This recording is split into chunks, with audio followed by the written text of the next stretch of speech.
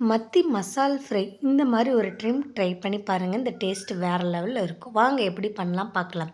ஒரு மிக்ஸி ஜாரில் கொஞ்சமாக இஞ்சி, பூண்டு, சின்ன வெங்காயம், ஜீரகம், மிளகு, கருவேப்பிலை, புளி, ஒரு டேபிள் ஸ்பூன் மிளகாத்தூள், 1/4 டீஸ்பூன் கலவா, மஞ்சள் தூள் சேர்த்துக்கோங்க. தேவையான அளவு உப்பு சேர்த்துக்கலாம். கொஞ்சமாக தண்ணி சேர்த்து நல்லா பேஸ்ட்டாக அரைச்சிக்கோங்க.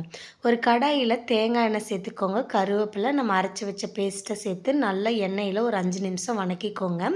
இப்போது கொஞ்சமாக தண்ணி சேர்த்துக்கலாம். தண்ணி சேர்த்து ஒரு 10-15 நிமிஷம் நல்லா பச்சை வாசனை போகிற அளவுக்கு கொதிக்க வச்சிங்கன்னா நல்ல எண்ணெய் பிரிஞ்சு இந்த மாதிரி வந்துடும்.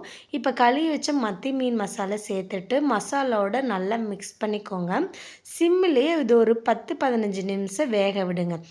நல்ல எண்ணெய் பிரிஞ்சு மசாலோட மத்தி மீன் நல்லா மிக்ஸ் ஆயிருச்சு.